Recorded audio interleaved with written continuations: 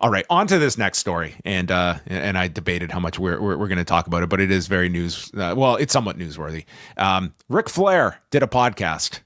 That's the headline, and he was asked about his relationship with Hulk Hogan, and that led to Ric Flair just when this guy something enters his head, it's coming out of his mouth instantly, and this has started off with words that Ric Flair should definitely probably say to himself, and then he has the option of, well, I could probably just change the subject, or I'm just going to keep going and saying what comes to mind, and you'll understand what he says.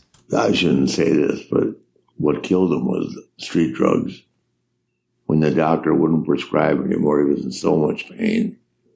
Then he had that neck surgery, and it got infected. So back in the hospital, mentioned 10 back surgeries, 2 knees, 2 hips, all this. And then when the doctor would not prescribe any more pain medicine, they just couldn't do it all due conscious, right? Yeah. So they went and got the drugs off the street.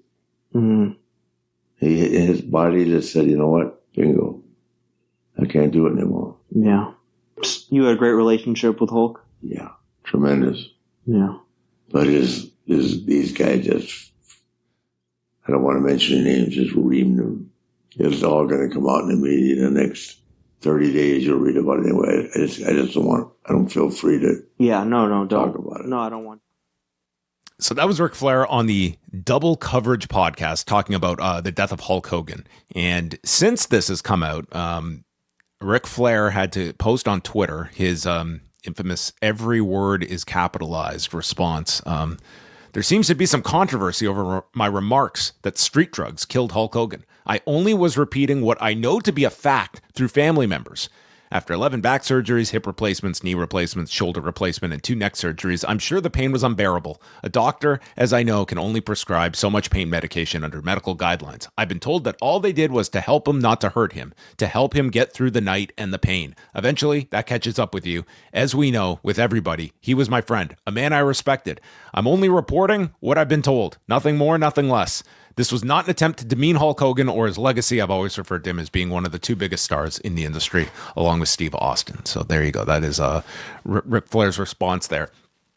So that is, we should note that when the medical examiner had reported, it was the cause of death was listed as basically a heart attack. And at the time, one of the things Brooke Hogan was asking about was an autopsy report, and that Sky Daily had a private autopsy done, and the results of which had not come out. But we did learn about like the fact it was a heart attack, and that Hulk Hogan had also that he had battled leukemia as well. That had come out, that he had kept quiet as well. So, I mean, I don't doubt that Ric Flair has been told this, and it's, you know, he's somebody that we have seen historically. He hears things. He will often repeat things that he hears, and that's what came out here. Certainly, yeah. You know, on the surface, like a claim like this, I mean, doesn't sound unreasonable. You know, and I feel maybe as a public, I would like some clarification on whether or not this was what happened or not. At the same time, I feel like Ric Flair, I mean, to say he should be a bit more careful with his platform might be a bit of an understatement, just considering how... We have no evidence. Number one, we don't exactly have evidence of this being the case. And let's just take his word for it. If that was actually the cause, is that a theory? Were you told that because the medical examiner told that to the family and they have conveyed that to you? Is that just a theory of the family? Is that your own theory? There's just a lot of questions, and sometimes I think that we he's talking like he would talk to anybody like at the bar or like, you know, like a friend like on the street, you know, but there's a difference between what you should say in the street versus what you should say in a broadcast or in an interview, which this is. Like legally,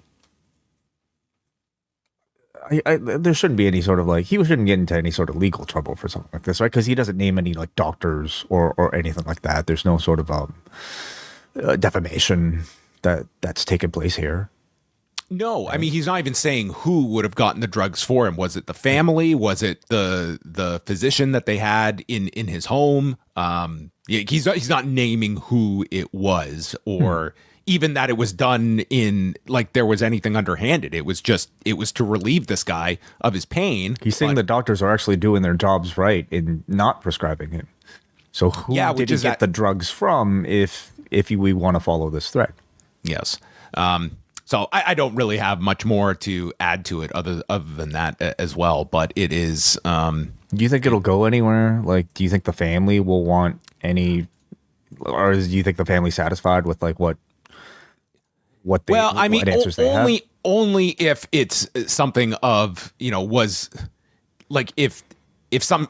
This is the danger with when you're Ric Flair and you put something out there. Mm-hmm. You're not going to be able to control how people take this information and how they disseminate it.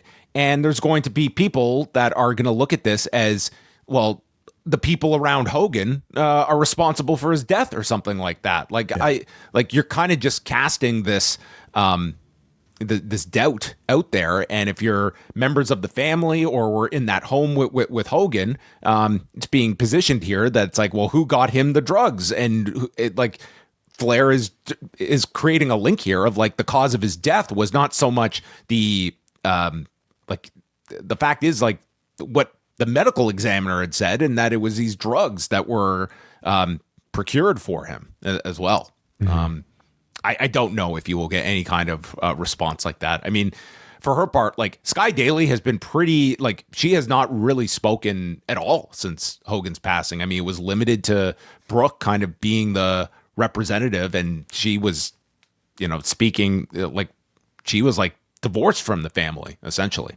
So November on the Post Wrestling Cafe will include Rewind Away, looking at some of the biggest retirement matches in pro wrestling history with selections from All Japan Pro Wrestling, WWE, and Stardom, among others. Plus, we'll have reviews of TNA Turning Point, UFC 322 from Madison Square Garden, and the Tanahashi Final Homecoming. John and Wai will be taking all of your questions on this month's installment of Ask Away, and John gets together with Brandon from New Jersey for a Season 4 retrospective of 90210. All that and so much more. Join now at postwrestlingcafe.com. $6 gets you in the door.